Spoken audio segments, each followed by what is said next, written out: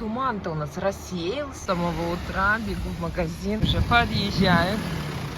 Пролив Босфор Восточный.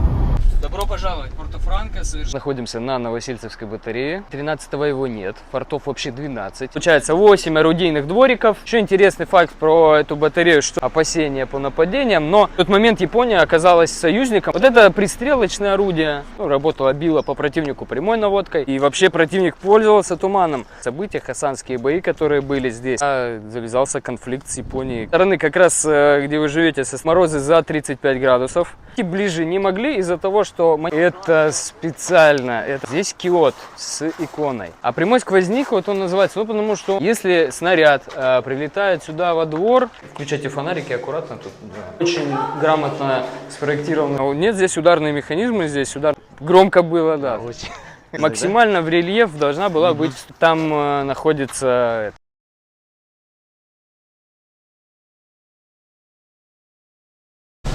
Лисички, понятное дело. Вот у нас есть царские грибы, называются, они прям огромными бывают. Но он не совсем белый, нет, он как бы не к семейству белых относится. Ножка у него оранжевая, шляпка коричневая такая, а с другой стороны он может быть желтым, ну вот под шляпкой, то есть вот это вот, желтым либо зеленоватым.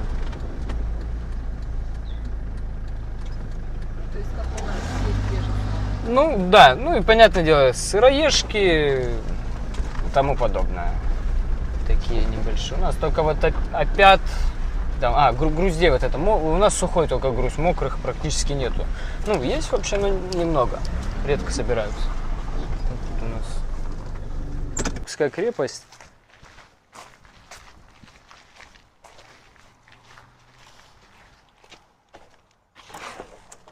Здравствуйте.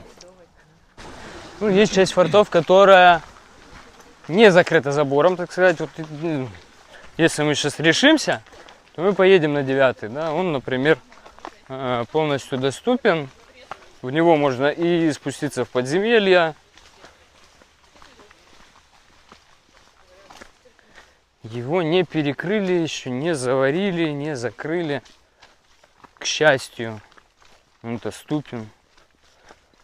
Какие змеи здесь? Ну, у нас из условно опасных, ядовитых это щитомордник.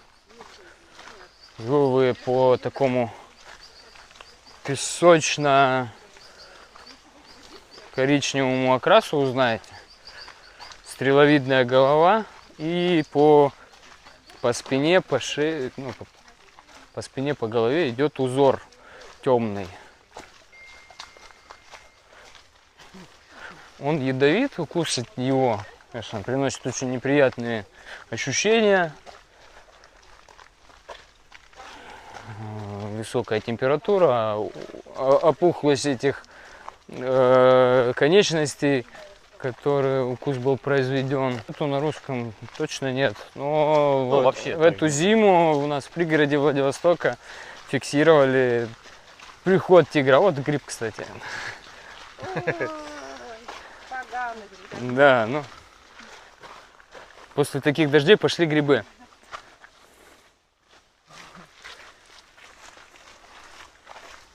А медведи есть? Медведи тоже есть. Ну, естественно, как бы животные такие дикие. Но у нас чуть подальше от города Владивостока это был интересный очень случай. Все так встревожились, что тигр вышел к пригороду Владивостока, погулял там, а так вблизи населенных пунктов, по краю самих населенных пунктов захаживают тигры, охотятся сейчас на собак, утаскивают, постоянно фиксируются и следы, и на видео. Волки на собак охотятся? Вот у нас волков нет. Волков нет? С тиграми волки никогда бы не ужились. Тигр выгонит волка. Когда-то были здесь волки. Есть подтверждение, что волк был когда-то, ну, в определенном где-то месте, районе, но вообще тигр волка прогонит всегда. И да, вот деревья растут прям на такой накладке. Ну, тоже интересно. То есть кирпичем не помеха, да? Ну, природе, да, мало что может помешать, если она действительно... Наверное, вниз, да? Нет, нам по мостику как раз. Мы как раз проходим сейчас. А вот он тот самый ров, как в средневековых замках ров. Ну. То есть это искусственный получается? Да, это искусственный вырытый ров. Ну вот и кладка здесь вот есть тоже представлена, да, на следующих уже далее, потому что форт этот еще 1903 года, да, начало 20 века. Тут еще вот использовалась такая, ну это один из первых, так сказать, таких вот проектов, один из старых, да. А далее уже вот во рвах были использованы уже бетонные сооружения форта Поспелого. Здесь находились казармы для пехоты, ну как пехоты, для солдат, обслуживающих форт.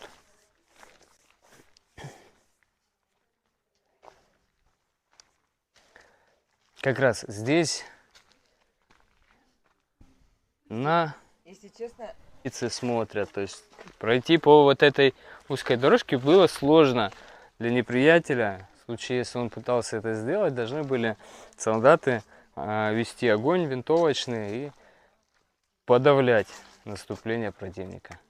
А здесь вот на вот этом фронтоне, да, как бы отбойник был сделан специально над фортом, чуть выступающий, да, для того, чтобы вода дождевая, стекая, не разрушала стены. А вот именно вот этот каскад, эта лепнина, это уже просто для красоты. То есть инженеры и строители также еще в изначальных первых проектах следили за красотой. То есть вот этот бортик тоже это в основном для красоты, да, фундамент как бы чуть.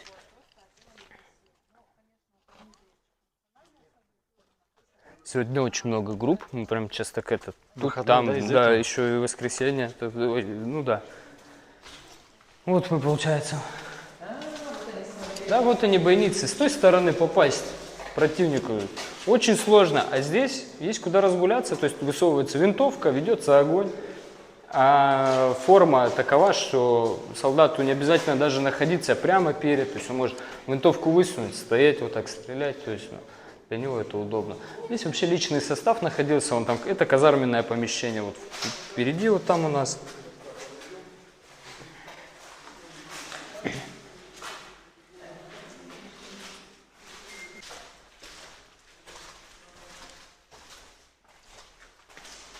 Здесь они жили, да? Да. Ну, аккуратно, тут лужи. Вот. Ну, это да, это было казарменное. Закрывалось ставнями, ворота закрывались ставнями, несколько уровней.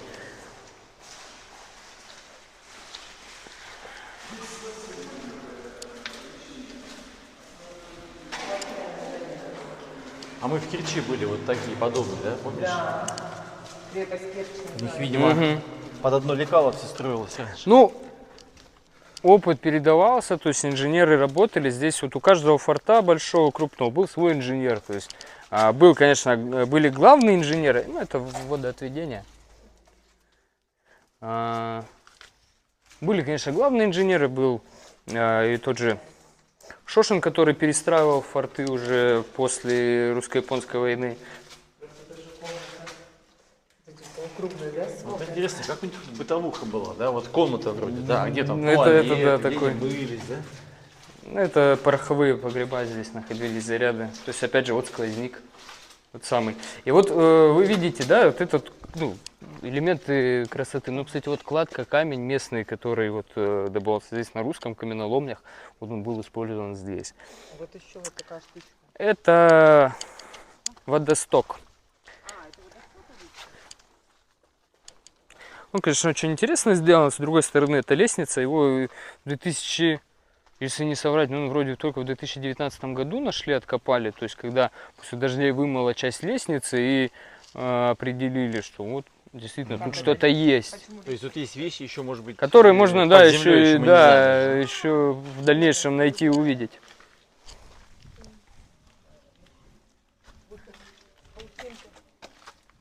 И тоже вот здесь, видите, вот можно было сделать ровно, да, совершенно не заморачиваться. Нет, делали красоту. Однако, после, вот если поедем на 9-й форт, увидим отличие и разницу, да, от того, как здесь сделано. Вот, опять же, вот эта красота, там выводили, делали такие архитектурные, да, изделия. Но в русско-японскую войну в Порт-Артуре это сыграло свою роль и показало ненадежность таких вещей и от чего потом отказались. Потому что, вот смотрите, если сюда прилетает снаряд, рядом сюда, это все колется, это шрапнель.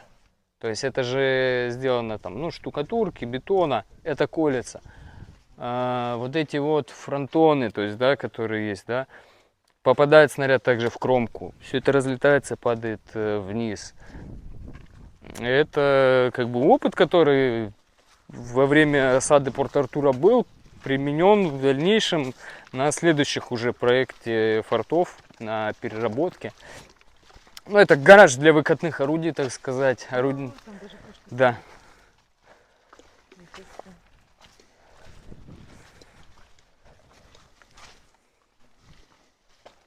А, кстати, вот сейчас такая атмосфера, даже и хорошо, что она такая есть. Вот же, знаете, фильмы про войну показывают, всегда вот такая, да, как Ну, бы вот, туманы, да, там дым. форты действительно вот интересно в такую погоду наблюдать. Да, Это как будто правда. такое. Да, как будто мы встали в 5 утра.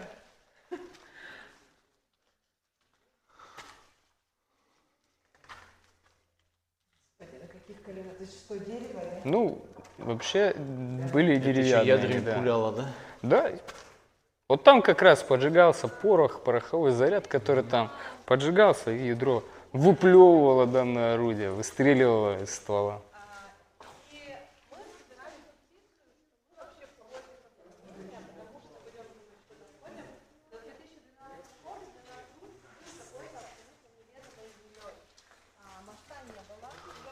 Как вот они выкатывались на вот эти возвышенности здесь. Вот как раз вы там на схеме спрашивали, что это. Это вот как раз для орудий. Это уже новодел, арт-объект, Ой, лабиринт неба. Вчера же сказали, да, типа, что-то закрыто у вас, какой-то сериал снимает. Нет?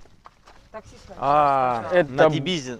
Было. Все закрыто. Тибизина, правильно я сказал? Табизина. Да? Табизина. Мы с Табизина, да. Мы с Табизина. Это было, уже не снимается, и я, кстати, был в этот день, когда снималось, видел эту съемочную площадку, да, съемочную группу. Ну, между дублями там можно было проходить, это, конечно, неудобно было там, люди... То есть разрешали проходить? Да, проходить было можно, ну, как бы полностью не было закрыто, да, локация такая. А кто-то из известных снимал или... По режиссеру я точно не скажу, не знаю, не помню. Будет сериал называться «Обнальщик». это сериал, или да? «Кэш», да, еще там название. Ну, вот там есть известный актер, которого я, по крайней мере, знаю, видел там в сериалах, он там снимается. Но, честно, более особо там из вот тех, кто на слуху, на виду, не видел. Честно, у меня даже предположение, я не понимаю, что это. Это лабиринт. Просто так? Ну, это еще где-то в годы 90-е был построен, да, кто-то...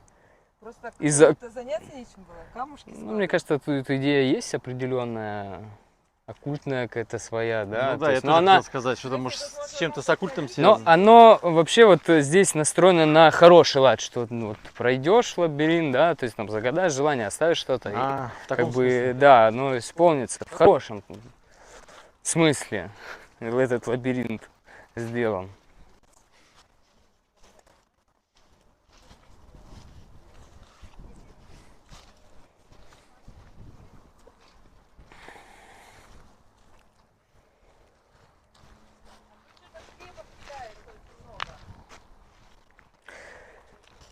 Кто же их знает, оккультистов? Возможно, возможно. Ну да, какие-то батончики лежат. Ну да, прям это по тропе, по тропе. А у нас вода уже где-то... Да, вот тут трасса под нами буквально, да, и напротив там уже море, залив и бухты острова Русский.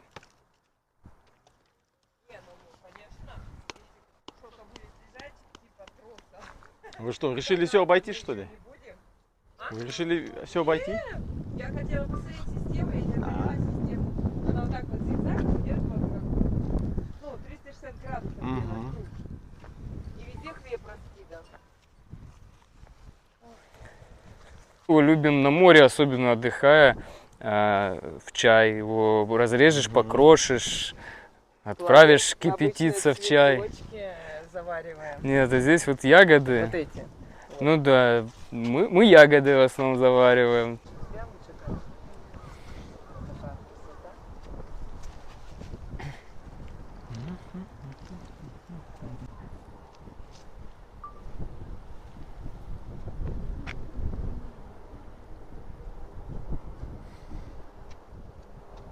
Стоять вот как раз, Владимир, вот оттуда примерно, откуда вы, наблюдать на бухту и представлять, вот как он выглядел, стоя там вот в бухте, да.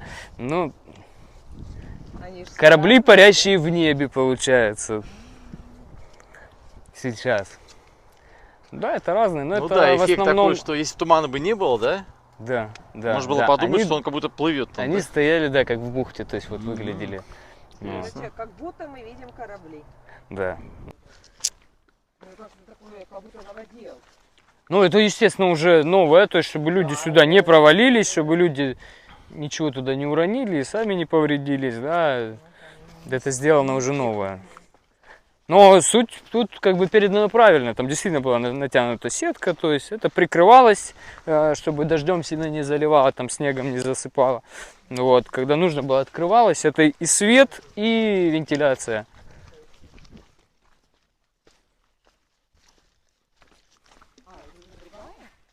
Нет, это мы там же, мы просто сделали полукруг, ну, такой небольшой кружок. 1903. Третий также, это вот проект 1903 год постройки. 1903, я правильно вижу? Да. Да-да. Сейчас 20. Тоже она выполнена, вот вход сюда выполнен в таком исполнении, чтобы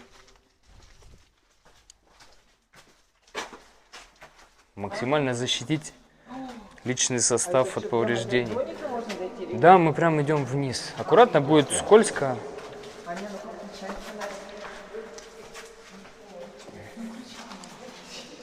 А, это включила?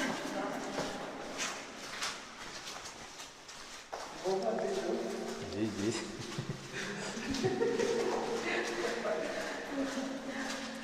Ну, здесь, конечно, был настил раньше, но сейчас его нету. Да, тут и деревянный, и каменный был. В фортах в основном использована была плитка. Вот как раз. Как еще эти улитки не завелись, и почему они не ползают здесь? Ну, улитки не знаю, улиток редко, а вот, ну, здесь нету, не вижу пока. А вообще в фортах очень много сверчков. А зимой летучие мыши зимуют. Они под потолком так скапливаются в желобе для электричества, для проводов. И висят клубком.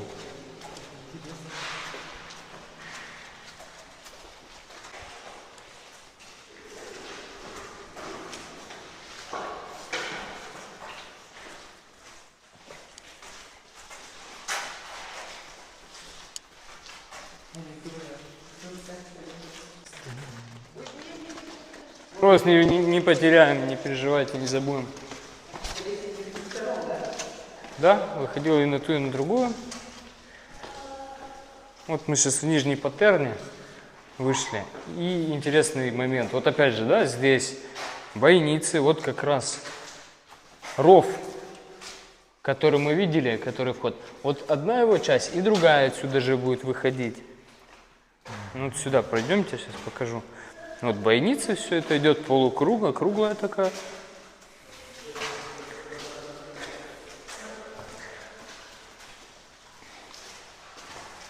Ну, вот здесь, в конце, здесь была установлена пушка.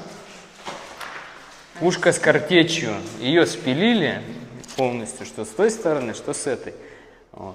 Здесь даже нарезы ствола видны. Если вовнутрь заглянуть, видны хорошо, отчетливо нарезы ствола. Пушка стреляла картечью и была очень точно нацелена на тот самый ров. И если противник пытался подойти оттуда, ему было очень сложно это сделать. Приходилось бы сначала подавить каким-то образом это укрепление, и только тогда бы смогли пройти. Как я и говорил, вот стены специально было время. На то время, да. Это очень хорошо было. Причем качество бетона, качество исполнения, вы видите, то есть оно вот до сих пор, вот это не реставрировалось, не ремонтировалось, Да, это вот так вот, заметил. как есть.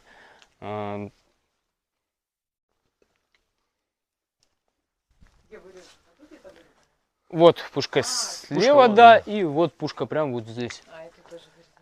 Да. А, ну вот. Вот они это вот на смотрелось сюда, а это наоборот сюда. То есть перекрестный огонь был, подойти было с любой стороны. Замотано. Где? Такого нет. Ну вон, мушка. Ну, он ее уже, скорее всего, эту паутину все покинул. А, красота.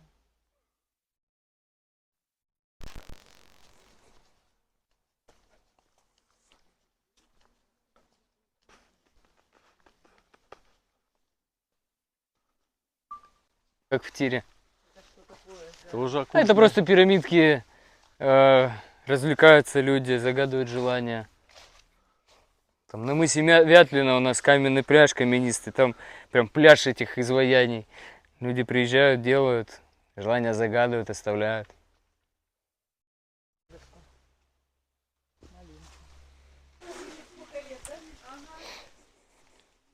А я настолько, не потому что я хулиганка или что, мне просто интересно, вот настолько, говорю, я даже забыла, что, естественно, трогать нельзя.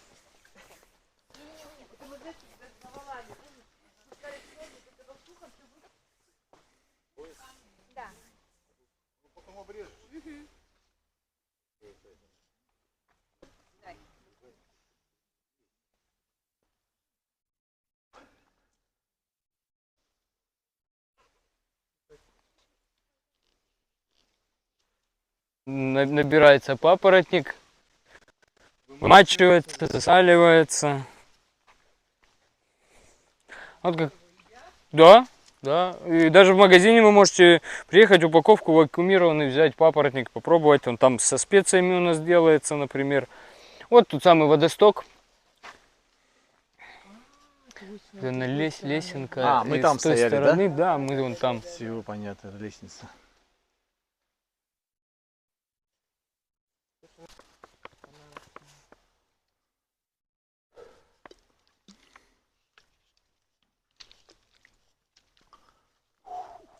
Ну да, папоротников, конечно. И массивные, то есть там толщина металла была приличная, чтобы закрыть. Здесь была скважина, артезианская водонапорная станция, вот, потому что, опять же, это форт, и нужно было обеспеченным быть водой. Вода — это важнейший ресурс. Где нашли артезианскую скважину, сделали, вот, и поставили. Аня в сети, а тут скважина. А, вот в этом в кубе, что ли? А здесь была водонапорная, получается. Ну и скважина снабжала не только этот порт. А, нет. Ну, так как водокачка была, то есть здесь стояла, то есть были пробиты. А, вот он. Ну, здесь, да, были насосы, Всё, скважина, всё, вот я она поняла, была. да, да. Так. Вот большая, мокрая, аккуратно. Вот. А вот она, вот основная, то есть здесь были трубы. А, и все тут. Ну да, вот дальше трубопровод, который сюда уходил. Здесь вот насосная была станция, и вот эти трубопроводы уходили далее. Все понятно.